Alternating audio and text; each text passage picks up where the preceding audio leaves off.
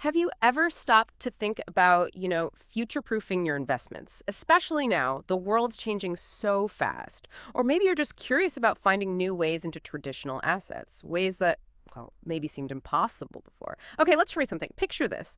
You owning a real slice of a major building, maybe in a place like Dubai, a real global hub, not the whole thing, obviously, but a piece of it. Accessible, manageable. It's pretty compelling when you think about it, isn't it? Today, we're diving deep into a topic that honestly, it blends something ancient, like real estate, with seriously cutting-edge tech, blockchain. We're talking real estate tokenization. And we're really zoning in on what's happening in the UAE because they're pioneers. Our mission here today is to really unpack this, to shed some light on what the UAE is doing, the strides they're making. By the time we're done, you should have a really solid grasp of how it works, the benefits, the rules around it, which are pretty robust, actually, and what might be next. Think of this as your shortcut, your way to get genuinely informed without getting lost in, all the dense tech talk. We've gone through the sources, pulled out the key details just for you. So let's kick off right at the start. The big question. What exactly is real estate tokenization? Yeah, and what's really interesting here, I think, is getting that core concept right from the beginning. Basically, it's this revolutionary process. You're converting ownership rights, the rights of real-world physical property into digital tokens. And it does this using blockchain, that distributed ledger tech. It's not about changing the building itself, right? It's about fundamentally changing how we own it, how we transfer bits of it, how we interact with it. And these digital tokens, they're not just like digital placeholders. No, they represent real, verifiable fractional shares of that actual property. You could have a whole building, a luxury apartment block maybe, or a busy office tower, and it's digitally chopped up into thousands, maybe millions of these tiny tradable units. And each one carries a legitimate claim to a slice of that physical asset. Okay, so I think I'm following. It sounds a bit like buying shares in a company on the stock market, right? You own a tiny piece of a big corporation, but here, instead of IBM or something, it's an actual building, a piece of land. What are the key differences, though? Or maybe the unique advantages that using blockchain brings compared to just owning, say, a traditional stock? That's a great analogy, actually. They're a really helpful way to start thinking about it. The similarity is definitely that fractional ownership part. But where blockchain really makes this different, fundamentally different, is the characteristics it gives these tokens. Unlike old paper stock certificates or even modern digital shares that sit in some central database, these real estate tokens, their ownership, their whole transaction history, it's recorded permanently on a decentralized blockchain. Immutable, that means it can't be changed, it's tamper-proof. Every time a token changes hands, that record is etched onto this public ledger. Anyone can see it, verify it, but no single company or government controls it. This gets rid of a lot of middlemen, dramatically cuts down the chance of fraud, and brings this incredible level of transparency and auditability to real estate, which historically has been pretty opaque, let's be honest. And this isn't just theory, it's really happening, especially in the UAE. The immediate impact just blows the doors open for participation in high-value property markets. Think about it before, whether you were local or international, the sheer cost of buying a whole property, or just figuring out the complex international laws. It was a massive barrier. Maybe you wanted a piece of Dubai's booming market, but you didn't have millions lying around, or you didn't want the headache of managing a whole building. Tokenization just completely changes that equation, and right away, you get this powerful trio of benefits: much better liquidity, incredible transparency, and way easier accessibility. And it's blockchain, with its core ideas of decentralization and immutability, that makes all this possible. It makes a non-liquid asset divisible and makes owning it totally transparent. That really does sound transformative, like a genuine shift, opening up access to something that felt, yeah, pretty exclusive, mostly for big institutions or the super rich. Now, you mentioned there's a full process behind all this. This is where I think it gets really interesting. You're saying we can actually walk through step by step how this is done in the UAE. It's not just flicking a digital switch, there's a whole framework. Exactly. And it's so important to stress just how meticulous this process is. It's not just slapping a digital label on something. Every single step is designed with incredible detail, not just for efficiency, but maybe even more critically, to make sure it's totally legal, totally secure, and compliant with all the regulations. Understanding these steps is vital, really. Whether you're thinking of investing, or maybe you're a developer looking at this tech, or even if you're just curious about how it all works under the hood, it's way more than just a simple click and buy thing. There's a really sophisticated, robust structure built underneath it all. Okay, so let's start right at the foundation. Step 1. Property selection and due diligence, the cornerstone. The whole thing kicks off, as you'd probably guess, with finding the right property to tokenize. Now, what makes a property right for this? Well, typically you're looking at high-value assets, things with a strong track record, good potential for rental income down the line, or maybe they're just in a prime, super desirable location. Think about those iconic buildings in places like Dubai. But it's definitely not just about picking a nice-looking building or one everyone knows. This stage is about digging deep into its real viability. Right. So when you say due diligence here, especially for a big property, what does that actually mean? Is it just a quick check, or are we talking about something much, much more thorough, almost like a forensic investigation? And what happens if you don't get this step absolutely spot on? Oh, it's incredibly thorough. Forensic isn't far off, actually. And yeah, the consequences, if you mess this up, they can be disastrous. This is where you bring in the heavy hitters, specialized consultants, top legal firms. Their role here is absolutely critical. You can't do it without them. The due diligence itself, it's multi-layered, really comprehensive. First, they do this exhaustive check on all the legal titles, make sure the ownership is crystal clear, undisputed, and they look for any encumbrances, things like old mortgages, legal lands, maybe weird restrictions or easements that could mess things up later, like transferring ownership or even developing the property. Imagine finding out a beautiful building has some ancient, forgotten right-of-way running through the middle of it. Due diligence catches that stuff. Then, beyond the legal stuff, there's an equally deep dive into the financials. This means really scrutinizing its past performance, analyzing rental income records over years, and building solid projections for the future. That involves market research, economic forecasts, even thinking about the wider region's stability. They look at current market conditions, supply-demand, rental yields, potential for the property's value to go up.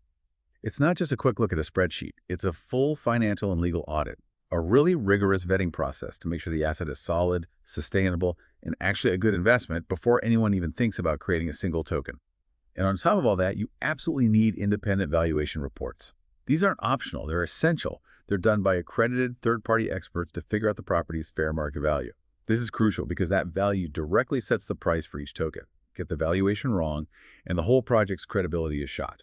And, critically, before you move on, you have to get initial regulatory clearance from all the relevant authorities. This pre-approval basically gives you the green light, shows the project can proceed within the UAE's specific rules, and assures compliance from the get-go.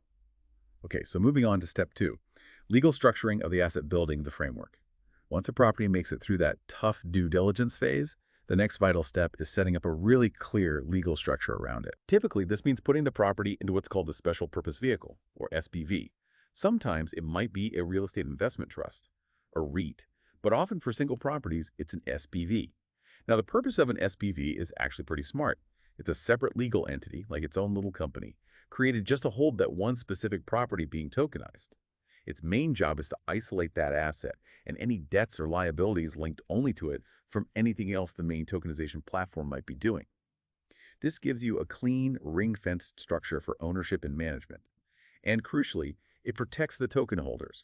Their interest is tied directly to that property, shielded from other business risks. While REITs are an option, SPVs are often preferred for these single property deals because they're so focused. Offers amazing clarity. And within this legal structure, you absolutely have to formally, meticulously define the rights of the token holders. What do they actually get? These rights are written into detailed legal documents. No room for guesswork. This covers things like their right to income rent, for example, any voting rights they might have on big decisions about the property, and really importantly, their rights if the property is eventually sold or liquidated. Defining this upfront gives everyone the platform, the investors, solid legal certainty. That level of legal detail sounds incredibly thorough. It definitely seems like it provides a strong base for this kind of digital ownership. But the UAE has, well, it feels like a complex regulatory setup with different authorities. How does this legal structuring make sure you're compliant with everyone? It sounds like navigating all that could be pretty tricky. That's a really good question, and it actually points to one of the UAE's big strengths here. Throughout this whole structuring process, you have to comply strictly and on multiple levels with a bunch of different UAE laws and regulatory bodies. Think of it like this. You've got the authorities focused on the physical property, like the Dubai Land Department, DLD. They make sure the title's clear, all the normal real estate rules are followed. Then you have the financial regulators looking after the digital token side. These often work within special financial free zones like the Abu Dhabi Global Market, ADGM, and the Dubai International Financial Center, DIFC. These zones are almost like innovation labs. They often run on their own rules, sometimes based on English common law, and they're specifically set up to encourage digital asset and blockchain innovation. Their clear rules make them really attractive places to launch these projects. Ah, okay. So separate zones with their own rules designed for this kind of thing. Exactly. They act as accelerators. And then, adding another really important layer, Dubai recently set up the Virtual Assets Regulatory Authority, VRA. VRA's job is specifically to oversee virtual assets right across Dubai. That includes tokenized assets. They provide clear guidelines, licensing rules, creating a dedicated framework just for this stuff. So you're not just following one set of rules. You're juggling requirements from the DLD for the physical side, and then ADGM, DIFC, and VRA for the tokenization and digital asset parts. This multi-jurisdictional compliance, it really shows the UAE is serious about creating a legitimate, secure, and globally competitive space for these assets. It's a deliberate move to attract investment by offering clarity. Right now we get to step 3. Smart contract development, the digital brain of the whole thing. This is really where the magic of blockchain technology comes into play, practically speaking. Smart contracts, they're not just a buzzword, they're basically self-executing contracts. The rules of the agreement aren't just on paper, they're written directly into computer code and enforced by that code. Once they're programmed, these contracts are put onto a blockchain permanently. Popular choices are often robust networks like Ethereum. People choose Ethereum because it's secure, it's decentralized, no single point of failure, and it has a long track record of supporting these complex smart contracts reliably. Now, what's truly game-changing about these smart contracts is what they automate. They handle critical processes with incredible precision, like they manage how the tokens are issued, how they're created and given out to investors based on set rules. They also automate the income distribution. So rental income from the property or maybe money from a sale gets automatically shared out to all the token holders based on exactly how much they own. And a huge plus of blockchain, they provide that unchangeable public record of who owns what. This cuts out loads of manual steps, reduces the need for intermediaries like banks or escrow agents for a lot of things, and just adds this amazing layer of transparency and efficiency. Wow, that sounds incredibly efficient. And secure too, right? Knowing the rules are just baked into the code and everything runs automatically, it feels like it removes so much of the usual friction, the potential for human error. But, I mean, relying so much on code, what if there's a mistake, a bug in the smart contract? Or maybe a legal situation comes up that the code just wasn't programmed for. Does that create a new kind of risk, maybe even more complex than dealing with traditional contracts and people? You've absolutely hit on a critical point there. It's vital to understand this. While smart contracts give you this amazing automation and certainty, they are fundamentally code. And code can have bugs, oversights, vulnerabilities. A bug could lead to things going wrong, even exploits. It's not just theoretical. We've seen it happen in the wider crypto world. And that's exactly why these smart contracts go through an incredibly rigorous auditing process. Independent third-party auditors, usually cybersecurity and blockchain experts, they comb through every single line of code. Their review covers multiple angles. They check for regulatory compliance, making sure the code perfectly matches the legal framework we set up in step 2. It's like translating the legal jargon into secure digital logic. They also run exhaustive security audits to find and fix any potential weaknesses, exploits, or loopholes before they can cause problems. This audit is absolutely non-negotiable. It's a significant cost, but it ensures the digital brain is not just strong, but also resilient to both tech and legal curveballs. It's like a crucial human check on the automated system, mitigating exactly those risks you mentioned. Okay, next up. Step 4. Token creation, fractionalizing the asset. This is the moment where the actual physical property really gets transformed into its digital counterpart. That total value of the property, the one carefully figured out by the valuers back in step 1, is now meticulously divided into a specific, preset number of digital tokens. It's not random. It's calculated precisely so each token represents its exact share of the asset's value. And this division is what makes fractional ownership possible.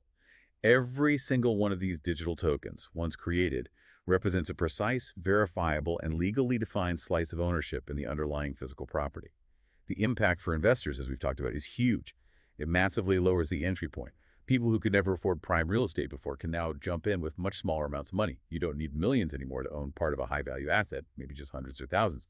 It really democratizes access, bringing more people into the market. During this step, they also finalize the total number of tokens, the supply, the price for each token based on that verified valuation, and how people can initially buy them, maybe a big public sale or perhaps a private sale, just for certain big investors. It sets a clear path for investors to get their digital stake. Then we get to step 5, KYC, compliance, onboarding, ensuring trust and security. Like pretty much any legitimate investment vehicle these days, strict compliance rules are absolutely essential. They're not optional. This means mandatory Know Your Customer, KYC, and anti-money laundering AML checks. These aren't just annoying paperwork, they're fundamental safeguards to stop illegal activities and make sure the whole investment system is legitimate and trustworthy. So to invest, you have to submit quite a bit of info, usually strong ID proof like a passport, proof of where you live, and really importantly, proof of where your money came from. That last one is key for fighting money laundering and terrorism financing. Also, it's worth knowing that in the UAE, the authorities might ask for extra registration details from investors, beyond the standard international KYSML stuff. This adds another layer of security and oversight specific to the UAE. It's all part of this global move towards more transparency and accountability in digital assets, making sure these new tools aren't used for shady purposes. It builds trust, legitimacy, and confidence in this growing market. Okay, once you're successfully through compliance, we move to step 6. Token distribution via platform, getting tokens to investors. After all the complex legal and compliance steps are done, the digital tokens are then offered for sale, but only on licensed platforms. This is really important, that word licensed. It means these platforms are operating under direct regulatory supervision. That gives investors a crucial layer of protection and ensures the platforms stick to strict financial standards and best practices. It's not the Wild West. It's a controlled, secure space. For investors, a big plus is the flexibility in how you can actually buy these tokens. You can use traditional money, like UAE dirhams or US dollars, which works well for conventional investors. Or, reflecting the digital nature of it all, you can often buy them using various cryptocurrencies. This gives investors a range of choices depending on their preferences and what digital assets they might already hold. Once the purchase goes through, the tokens are delivered securely and usually pretty quickly straight to the investor's designated digital wallet. And that wallet is like their personal, secure vault for their fractional ownership proof. It gives them direct control over their digital asset. Now let's talk about step 7, secondary market trading. Optional, unlocking liquidity. This step is really where that big promise of liquidity, one of the major advantages of tokenization, can actually come true. Once the tokens are out there with the initial investors, they might become available to trade on special secondary exchanges. But it's really important we stress that word optional. Not every tokenized property will immediately have an active secondary market, or maybe the project itself is designed with a different long-term exit plan in mind for investors. That's a really key point, because the idea of trading bits of property easily, that completely changes the game for real estate, right? It's always been so hard to sell quickly. What does this actually mean for an investor who wants to sell their share? How different is it from, say, trying to sell a traditional part ownership in a building? Yeah, that's exactly why it's so revolutionary. When a good secondary market does exist, it fundamentally boosts the liquidity of these investments. Real estate has always been notoriously illiquid. Think about trying to sell, say, a 10% share of a physical building traditionally. It's almost impossible unless you find a very specific buyer willing to go through a complicated, slow, private deal. There's just no easy, standard way to do it. Right, sounds like a nightmare. Exactly. Tokenization flips that script completely. By letting tokens trade on an exchange, it provides a clear, often almost instant way for investors to get out of their position. They just sell their tokens to someone else who wants in, similar to trading stocks or other digital assets. Compare that to selling a whole physical property months, maybe even years of marketing, negotiations, legal stuff. This directly tackles that age-old problem of real estate being illiquid.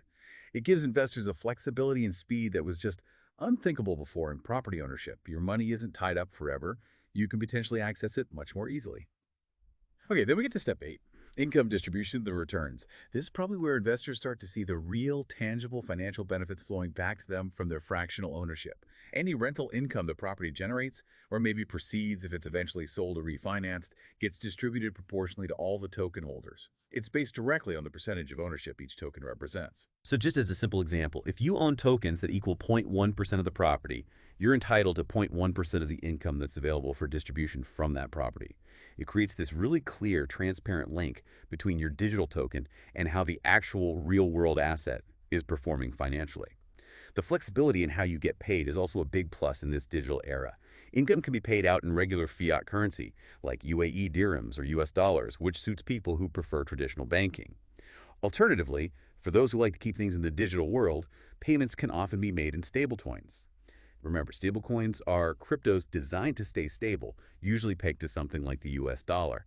This means you get a predictable digital payment without the crazy price swings you see with some other cryptocurrencies. It's a convenient digital way to get your return. After that, we have step 9, reporting and auditing, transparency, and accountability. Building and keeping trust in this relatively new type of asset really hinges on being completely transparent, and real estate tokenization is designed to deliver that, especially through digital dashboards. Investors get access to these pretty sophisticated online dashboards. They provide clear, often real-time or very close to real-time, information. You can see exactly what percentage of the property your tokens represent, and crucially, how the underlying physical property itself is performing. You can track things like occupancy rates, how much rent is coming in, what the running costs are, and ultimately, how much income is available to be distributed. Gives you a full picture of your investment's health. But it's not just about the dashboards. There are also regular, rigorous audits.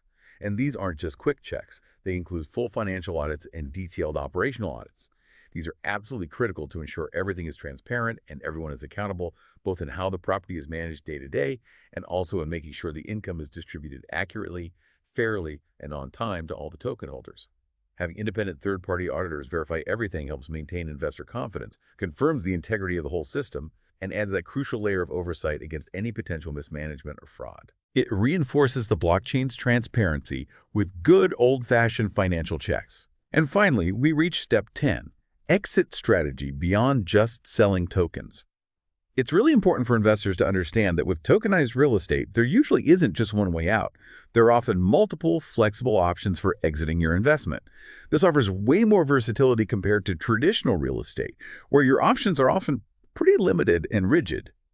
So besides trading on a secondary market, which we've seen offers great liquidity, investors might have other choices too. For example, maybe they can sell their tokens directly to someone else in what's called an over-the-counter deal. This might happen if there isn't a formal exchange yet, or if they just prefer a direct sale. Another option that's becoming more common is swapping tokens. Maybe you can swap your tokens for tokens of a different property on the same platform, or even swap them directly for other cryptocurrencies. It depends on what the platform and the specific project allow. And, critically, many tokenization projects are set up with a specific end goal in mind. Perhaps after a set number of years, or once a property hits a certain value target, the plan is to sell the entire property. In that case, all the token holders would then receive their share of the sale proceeds based on how many tokens they hold. The fractional ownership effectively dissolves at that point. Having all these different options gives investors much more control over their investment timeline and how they manage their capital, compared to the often long, drawn-out process of waiting for one buyer for the whole property in the traditional market. It's a big step up in exit planning. That's an incredibly detailed walkthrough of the whole thing, from picking the property right through to the different ways you can potentially exit. It's crystal clear this isn't just about, making a deed digital. There's a huge amount of legal, financial, and tech complexity built into every stage. So with all these moving parts and global interest, who actually keeps an eye on it all? What's the regulatory situation really like in the UAE? You've mentioned they're pioneers, so how are they managing it? That's an excellent question, and honestly, it's absolutely crucial for investor confidence in keeping the market stable. The UAE has been remarkably proactive, actually. They've taken a very structured, nuanced approach to regulating digital assets, and that specifically includes real estate tokenization. It's definitely not an unregulated free-for-all. Instead, you've got this robust, multi-layered oversight involving several key regulatory bodies working together. First, and maybe most fundamentally, you have the Dubai Land Department, DLD. As you'd expect, they handle all the traditional real estate aspects within Dubai, registering ownership, making sure titles are clear, dealing with all the legal stuff related to the physical property itself. Their involvement is essential to make sure that the digital token ownership is properly and legally tied back to the undeniable legal status of the physical building or land. They're like the gatekeepers for the core real estate legality. Okay, so they handle the real part of the real estate. Exactly. Then you have these really important financial free zones, which have been instrumental in driving innovation. The Abu Dhabi Global Market, ADGM, and the Dubai International Financial Center, DIFC. Think of these as special economic zones, almost like mini financial jurisdictions within the UAE. They often operate under their own distinct legal frameworks, frequently based on English common law. And crucially, these frameworks are specifically designed to be very supportive of digital asset and blockchain innovation. Their clear, predictable, and often more adaptable rules have made them really attractive places to launch these kinds of novel tokenization projects. They're essentially designed as innovation hubs. Right, so they provide a sort of sandbox, but with clear rules. Precisely. Accelerators for this kind of tech. And then, more recently, adding another vital layer, Dubai set up the Virtual Assets Regulatory Authority, VARA. VARA was created specifically to regulate and oversee virtual assets all kinds, including tokenized assets across the Emirate of Dubai. It provides very specific guidelines, licensing requirements, and ongoing supervision for companies operating in the virtual asset space. It basically creates a custom-built regulatory framework just for these new digital tools. So when you put it all together, the DLD for the physical property, and then ADGM, DIFC, and VAR, for the token and digital asset side, they collaborate to create this structured, secure, and legally sound environment for real estate tokenization. And what's really telling is that this clear, comprehensive, multi-layered regulatory setup is a major attraction for investors, both local and international. Compared to markets with less regulation or none at all, the UAE offers this significant degree of stability, legitimate oversight, and a clear rulebook. That drastically cuts down on regulatory uncertainty and builds huge investor confidence. It signals that this isn't just some passing fad. It's a serious, officially supported part of their economic strategy. Okay, so we've got the detailed process, the regulatory oversight.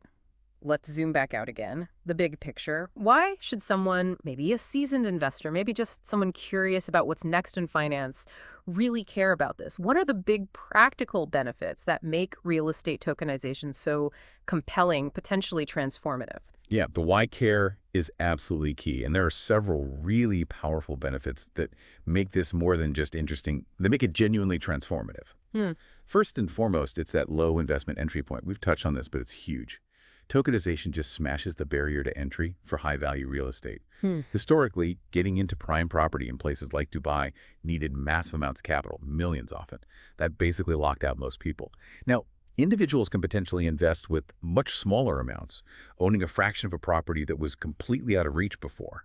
It's not just about being cheaper. It's about making sophisticated real estate investment genuinely accessible to a much wider range of people. It really does democratize access to an asset class that's been pretty exclusive for a long time. So that means someone who maybe only has enough for a small down payment on a regular apartment traditionally, they could now actually own a piece of, say, a luxury development or a landmark office building in a global city. That feels like a massive shift. Precisely. It levels the playing field in a big way. Secondly, there's liquidity. We went through this in detail, but it's worth stressing again because it's so important. Tokens can be bought and sold much more easily and quickly than physical properties. That fundamental change turns real estate, which is famously illiquid, taking months or years to sell sometimes, into something much more liquid. This extra liquidity gives investors way more flexibility. They can get in and out of positions faster, manage their overall portfolio more actively, and react to market shifts much more quickly. It's a game changer for how you can use your capital. Thirdly, transparency. This is a massive benefit, and it comes directly from the blockchain technology itself. Because blockchain uses that immutable ledger, meaning records of transactions or ownership changes can't be altered or deleted. Once they're on there, everything becomes transparent, verifiable, and permanently auditable. This incredible level of transparency drastically cuts down the risk of fraud, minimizes arguments over who owns what or where the money went, and fundamentally builds trust among everyone involved. Every transaction, every transfer is recorded publicly and verifiably. That builds a foundation of integrity that traditional real estate often struggles to achieve. Fourth is automation. The efficiency you gain from using smart contracts is pretty remarkable. These self-executing contracts automate lots of complex tasks that are normally manual, slow, and prone to human mistakes in traditional real estate deals. This includes things like distributing income to token holders, calculating and collecting management fees, and lots of other admin jobs. This automation doesn't just cut down on errors and reduce overhead costs, it also ensures that financial obligations and ownership transfers happen accurately, on time, and impartially. It just streamlines everything and reduces friction. And finally, there's the international reach. Real estate tokenization effectively throws open the doors of the UAE property market to a truly global pool of investors. It cuts through geographical barriers.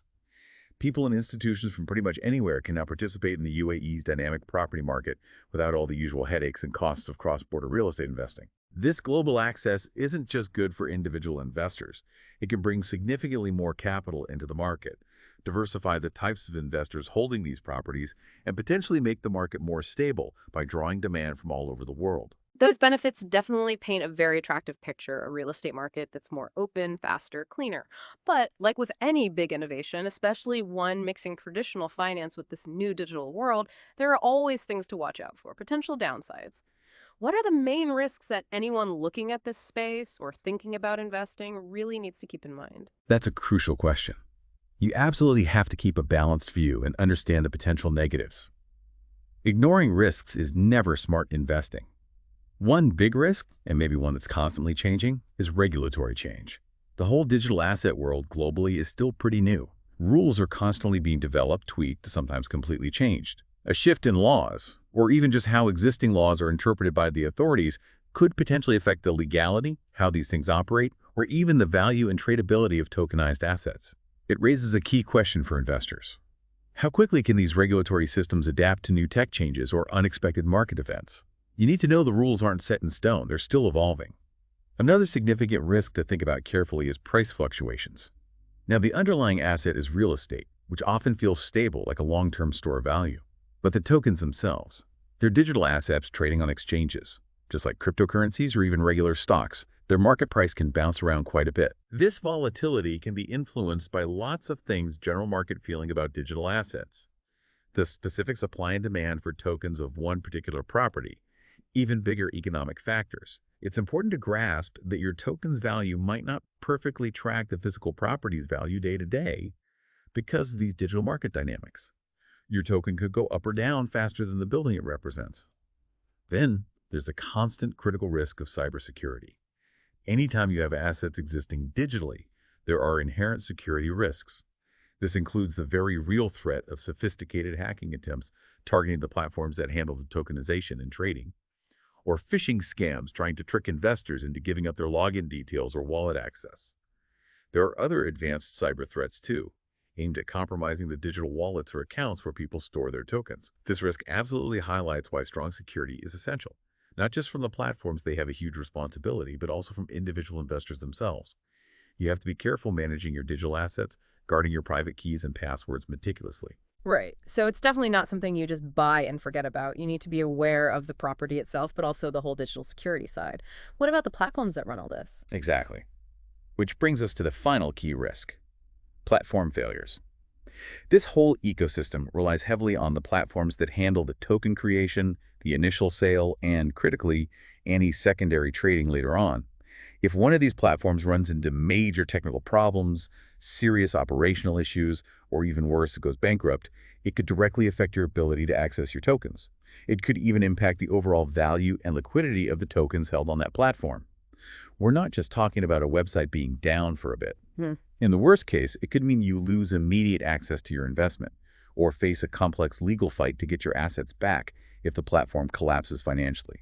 This really underscores why doing thorough due diligence on the platform itself is just as important, maybe even more so, than checking out the underlying property. You're trusting them with your digital assets and their ability to operate reliably. That's a really good overview of the risks. Very important for getting that balanced perspective. So, okay, we've taken apart the process, looked at the regulations, weighed the benefits and the risks. Let's look forward now. Where is this all heading? Especially with the UAE pushing things forward so clearly. What's the future look like for real estate tokenization? The future outlook, especially looking through the UAE's lens, seems incredibly promising. There are several strong trends converging right now. We're definitely seeing a clear and accelerating rise in institutional adoption. Big traditional financial players, large investment funds, major corporations, they're showing more than just interest now. They're actively participating in tokenization projects. This is huge because when the big institutions get involved, they bring serious capital, which means much more liquidity for the market. But it's not just the money they bring. Their involvement also helps shape the market's infrastructure. They demand high standards for compliance, robust security, clear rules. They're pushing the whole market towards greater maturity. Their participation adds this powerful stamp of legitimacy and credibility, which could really open the floodgates for much wider mainstream adoption. Another really fascinating and strategically smart development is the creation and rollout of Sharia-compliant models. This is super relevant for the UAE, being a major global center for Islamic finance. There's a massive population of investors globally who follow Sharia principles. Developing tokenization models that strictly adhere to Islamic finance rules, things like avoiding interest, excessive speculation, certain kinds of uncertainty, opens up this market to a huge demographic looking for ethical, permissible investments. It shows real foresight and strategic thinking, catering to a specific large market segment, and it further sets the UAE apart as a leader. And looking ahead, We could probably expect to see continued expansion of digital-free zones. Those special economic zones like ADGM and DIFC, they're specifically set up to nurture digital asset innovation and blockchain tech. It's likely we'll see more zones like this pop up, or existing ones broaden their scope and offer even better environments and incentives for blockchain-based real estate projects.